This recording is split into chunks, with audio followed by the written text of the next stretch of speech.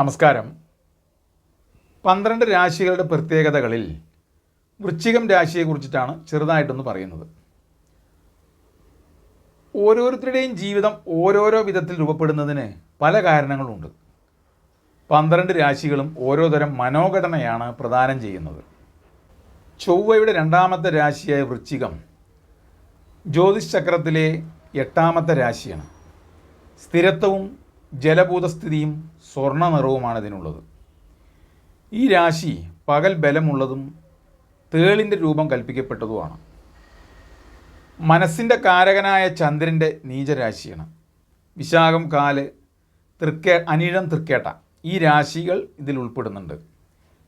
കാഴ്ചയിൽ സൗന്ദര്യമുള്ളവർ, ചഞ്ചല മനസ്കർ, സ്ത്രീകളാണെങ്കിൽ ഭയങ്കര ധൈര്യശാലികളായിരിക്കും. വശ്യത ഉണ്ടാവും. സംഗീതപ്രിയരായിരിക്കും.